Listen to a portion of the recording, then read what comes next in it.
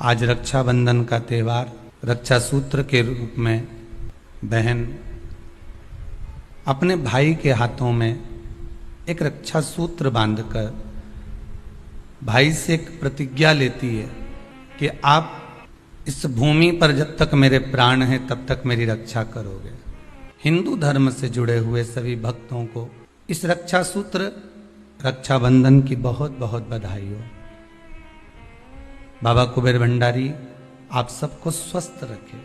श्रावण की पूर्णिमा, आज व्रत शिव महापुराण की कथा को प्रारंभ करें। श्रावण की पूर्णिमा पूर्ण होने के बाद में, वैसे तो श्रावण महीने के भी बहुत व्रत होते हैं, और उसको श्रावण की पूर्णिमा होने के बाद में जब माताओं के व्रत चालू होते हैं तो ये कार्तिक के महीना पूर्ण हो जब तक इनके व्रत चलते ही रहते हैं। पर कुछ कुछ व्रत ऐसे रहते हैं जैसे एकादशी का, प्रदोष का, सोमवार का, मंगलवार का, शनिवार का, शुक्रवार का, बृहस्पतिवार का। कुछ व्रत ऐसे होते हैं जिन व्रतों को माताएं निरंतर करती हैं। केवल ये नहीं कि तीज त्योहार आएगा तभी, ये तीज के व्रत अलग होते हैं। हरतालिका तीज, छोटी तीज, बड़ी तीज, चतुर्थी, छठ, ये सारे व्रत अलग हो गए जो त्योहार के अनुकूल आ रहे हैं, जो महीने के अनुकूल आ रहे हैं। पर भगवान की अविरल भक्ति को पाने के लिए मनुष्य जो दिन रात भगवान की भक्ति में डूबा रहता है, दिन रात भगवान को पाने का प्रयास करता रहता है, केवल व्रत के माध्यम से ही नहीं, वो तो अपनी भक्ति के माध्यम से भी भगवान शंकर को रिझाता है।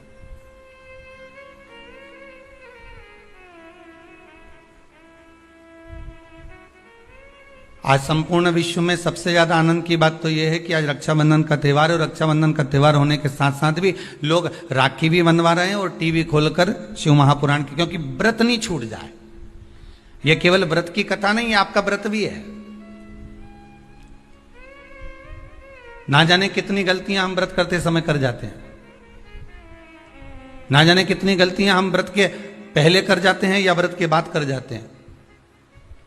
हम भगवान को रिझा नहीं पाते। कई लोग हैं, कितने सालों हो गए गुरुदेव हमको सोमवार का व्रत करते करते, कितने साल हो गए हमको मंगलवार करते करते, कितने साल हो गए हमको बृहस्पतिवार करते करते। कई ऐसी माताएं जो निरंतर व्रत कर रही हैं, निरंतर व्रत में डूबी हुई हैं, पर उसके बाद भी उनके मन में आता है कि हमारा व्रत सफल हुआ कि नहीं हुआ, भगवान ने उसको स्वीकार करा कि नहीं करा। पार्वती मैया जब व्रत करने बैठती थी तो शंकर उनके सामने आ जाते थे। सती मैया जब व्रत करने बैठती थी तो शंकर जी उनके सम्मुख में आ जाते थे। माँ गोरा जब व्रत करने बैठती थी तो महादेव उनके सामने आ जाते थे। उमा जब व्रत करने बैठती थी तो भगवान महेश उनके सामने आ जाते थे। तो व्रत जब माताओं ने करा तो उनके सामने भगवान प्रकट हो गए। तो हम व्रत करते हैं तो भगवान क्यों नहीं आता?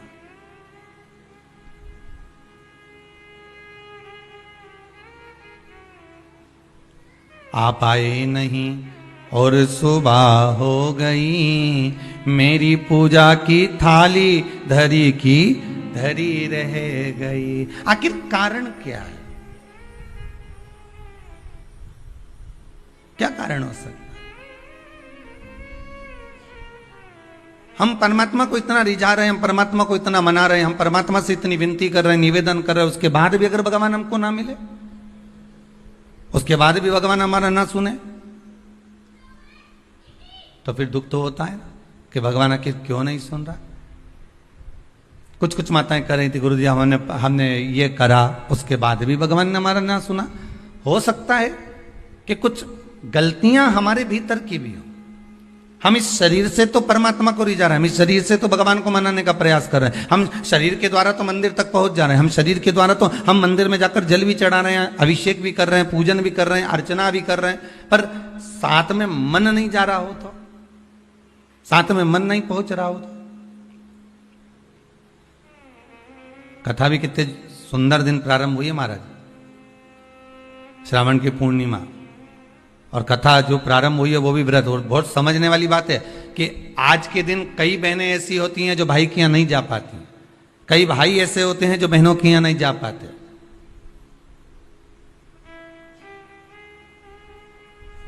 तो क्या इनका संबंध समाप्त हो जाएगा? अरे बोलो तो जम के नहीं।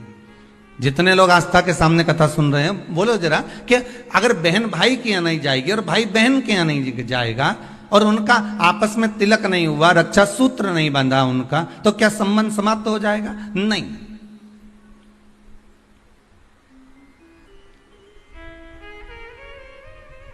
संबंध केवल शरीर का नहीं है, संबंध आत्मा का भी है।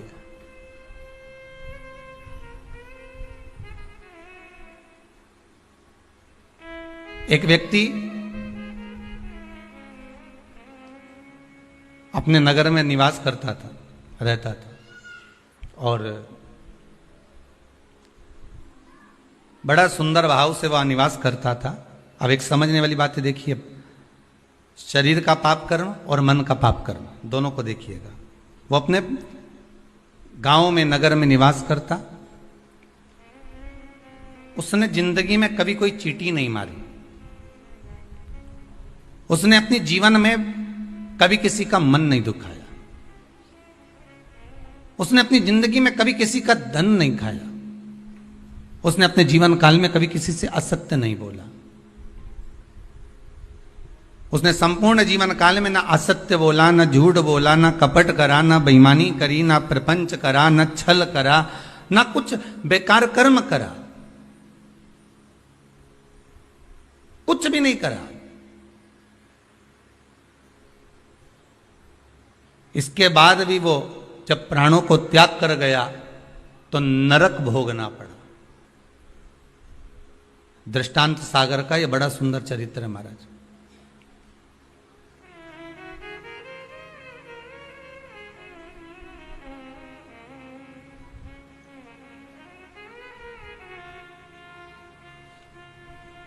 नरक भोग रहा है। ऊपर गया, चित्रगुप्त महाराज बैठे थे, इसके पाप गिना रहे थे। तो देवऋषि नारद का वहीं पर आगमन हुआ। श्रीमन नारायण, नारद जी ने तो पूछ लिया। संत के मन में अगर कोई प्रश्न आता है तो संत तुरंत पूछ लेता है कि आखिर कारण क्या है। भगवंत के मन में, अर्थात भक्त के मन में भी कोई प्रश्न आता है तो वो भी पूछ लेता कारण क्या है। तो देवऋषि नारद ने पूछा कि ये कारण बताओ कि इसने ना कभी चोरी करी, ना कभी कपट करा, ना कभी बेईमानी करी, ना कभी प्रपंच करा, ना कभी किसी को धोखा दिया, ना किसी का धन खाया, ना किसी का वैभव खाया, ना कभी मुख से अपशब्द कहा। फिर आखिर बात क्या है कि इसको इतने सारे नरक क्यों भोगना पड़ रहे हैं? 94 नरकों में से कम 50 नरक में तुमने इसको डाल दिया।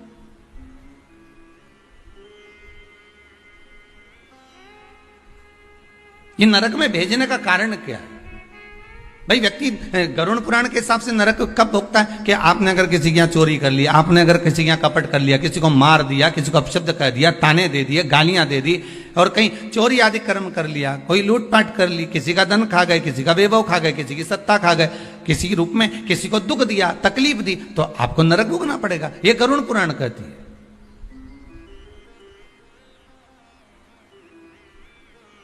तो देवऋषि नारद ने पूछ लिया चित्रगुप्त महाराज से, धर्मराज से, ये बताओ कि इसने ये कुछ करा है क्या? तो क्या कुछ भी नहीं करा। इसने अपनी स्त्री को हाथ उठाया क्या? नहीं। इसने अपने बच्चों से कुछ कहा क्या? नहीं। बच्चों ने इसको कुछ कहा क्या? नहीं। इसने अपने माता पिता की सेवा नहीं करी क्या? करी। सब कुछ करा इसने। फिर नरक किस लिए दिया गया? नरक का कारण क्या है? क्यों नरक भेजा जा रहा है? व्रत शिव महापुराण का सबसे पहला सूत्र आज आप अच्छे से समझ लेना तो आपको पूरी व्रत की महत्वता समझ में आ जाएगी कि हम व्रत करते हैं और भगवान सुनता क्यों नहीं है। बस इस सूत्र को पकड़ लीजिए। दृष्टांत सागर का ये चरित्र अगर आपके जीवन में बैठ गया तो बाकी की शिव पुराण पूरी आपको समझ में आ जाएगी कि व्रत की मूलता क्या है।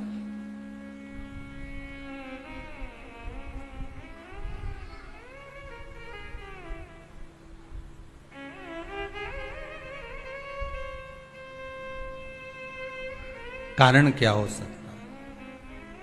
देवऋषि नारद ने पूछा तो धर्मराज बोले, बस केवल एक कारण है। कौन सा? जब ये बैठता था, इस शरीर के द्वारा इसने कोई बेकार काम नहीं करा। इस शरीर के द्वारा ये कोई किसी को कपट नहीं करा, किसी का धन नहीं खाया, वैभव नहीं करा खाया, किसी को अपशब्द नहीं करा। इस शरीर के द्वारा कुछ नहीं करा इसने। फिर बचा काय से था? तो कहा इस इंद्री के द्वारा, मन के द्वारा। क्या करा मन से?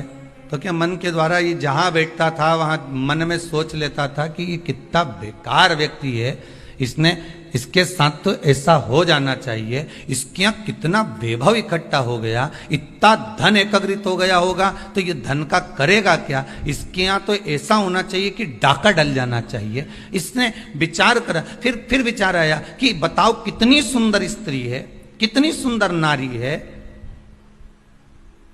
इतनी सुंदर नारी तो मेरे साथ में होना चाहिए थी।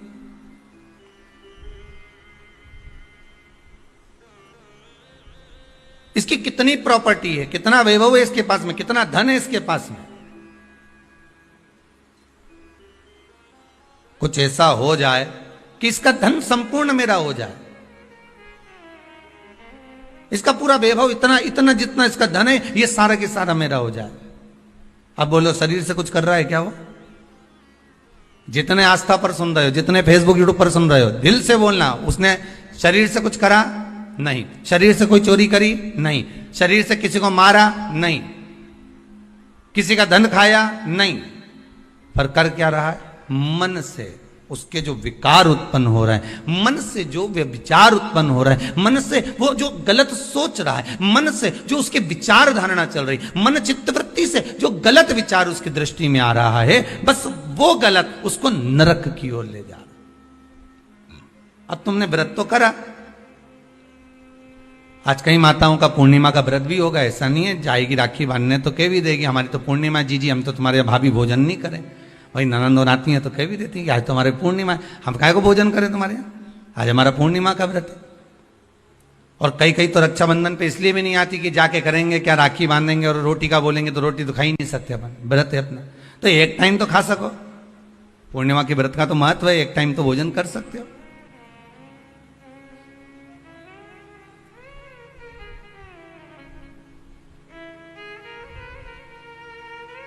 अब तुमने व्रत तो करा,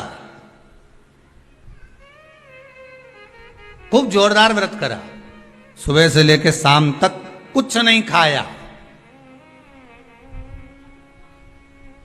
कुछ भी नहीं खाया, पर ये मन बार बार अगर दौड़ कर कहीं चले गया, डब्बे में सब लोग भोजन कर रहे थे और सभी लोग प्रसाद को पा रहे थे, सभी लोगों के मन में भाव आया कि कितना सुंदर भोजन बना है, आज तो बाफला एक नंबर का बना है, आज बाटी तो बहुत जोरदार बनी। अब तुमने बनाई तो जीजी के लिए ही थी, ननंद के लिए थी, घर में बेटी के लिए थी, और आज तो मेहमान आया ना, भांजा ने भांजी ने सबके लिए बनाया, और मालूम पड़े ननंद आके कह दे कि नहीं हमारा तो आज श्रावण की पूर्णिमा का व्रत है, आज हम कुछ खाएंगे ही नहीं। अब तुमने बाटी तो बना दी, बाफला तो बना दिया, पूरन पोली तो बना दी, तुमने आज आलू बड़ा तो बना दिया, सब्जी पकौड़ा मंगोड़ा सब बना दिया तुमने, पर बेचारी वो बहन भले राखी बांध रही है, भले वो माँ आई हुई है, उसका व्रत भी है, पर उसकी जो मन है ना थोड़ा सा वो बाफले में तो जरूर जाए,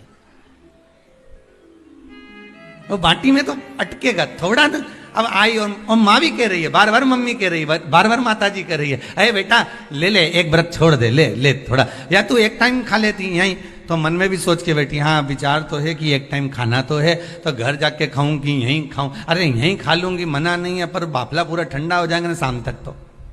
अब चित्तवृत्ति में अब वो बाफला ने, बाटी ने, मंगोड़ा ने, आलू बड़ा ने सब अटका हुआ है, वो हृदय चित्त में राखी जरूर बांध रही है, पेड़ा भी खिला रही है, सब कुछ आरती भी उतार रही है, सब कुछ करे, पर चित्त वृत्ति तो वहीं अटकी है ना उसकी।